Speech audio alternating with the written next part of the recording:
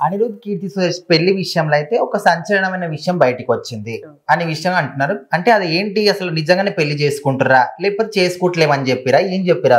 అంటే నిజానికి వాళ్ళిద్దరు అసలు రిలేషనే లేదు, పెళ్లి దాకా ఎందుకు పోతారు ఎందుకంటారు? సంచలన విషయము వస్తాయి అవి.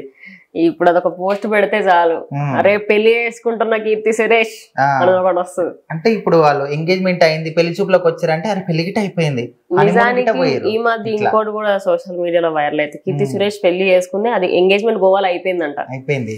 ఓకే, నో ప్రాబ్లం, తను నిజంగా చేసుకున్నా ఓకే, నాట్ ఎట్, మనకి అది తన పర్సనల్ విషయం కాబట్టి.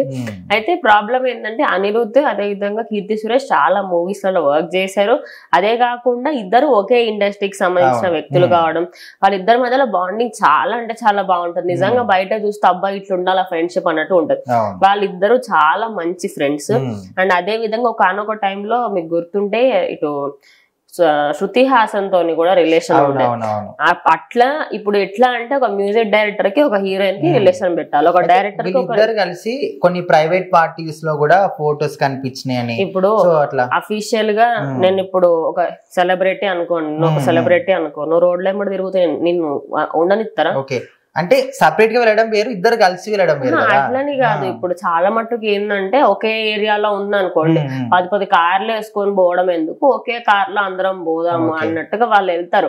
అండ్ ప్రైవేట్ పార్టీస్ వాళ్ళకి చాలా జరుగుతాయి సినీ ఇండస్ట్రీలో, అందులో ఏం పెద్దగా దరిద్రాలు ఏమి ఉండవు. కానీ ఏంటంటే అందరు ఒక్కసారి కలిసి మాట్లాడుకోవడం కానీ, సినిమా ఆఫర్స్ సంబంధించి అట్లా వాళ్ళకి సంబంధించి మీటింగ్స్ ఉంటాయి.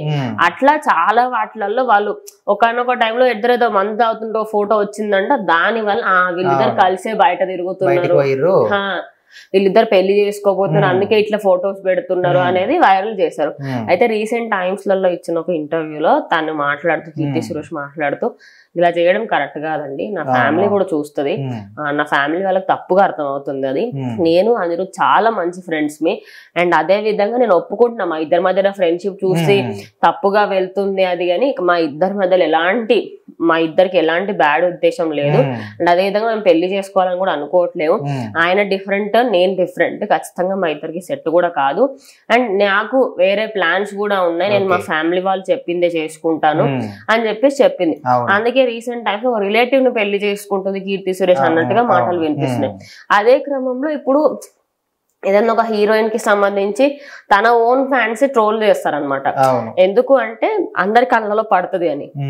అట్లనే కీర్తి సురేష్ ని కూడా ఇప్పుడు రీసెంట్ గా సినిమాస్ తక్కువ వచ్చాయి కాబట్టి అట్లా కావాలనే ఆమె పేరు బయటకు వస్తుంది, అవునా కీర్తి సురేష్ పెళ్లి చేసుకుంటుందా, అరే అందుకోసం సినిమాలు చేస్తలేదేమో అనే దానికోసం కూడా చేయొచ్చు. అంటే ఇన్ని రోజులు గిట్ట సింగిల్ గా చూస్తారు కదా, ఇట్లా చెప్తే నన్న పెళ్లి చేసుకుంటారేమో, ఇంట్లో వాళ్ళు డిసిషన్ తీసుకుంటారు అట్లా ఇట్లా అనుకోవచ్చు. అండ్ ఈ న్యూస్ విన్న తర్వాత వీళ్ళిద్దరు పెళ్లి చేసుకుంటున్నారు, ప్రేమలో ఉన్నారు, రిలేషన్షిప్ లో ఉన్నారు, ప్రైవేట్ ఇట్లా విన్న తర్వాత వాళ్ళ ఇంట్లో వాళ్ళ అమ్మ నాయన కూడా బాగా బాధపడ్డారంట.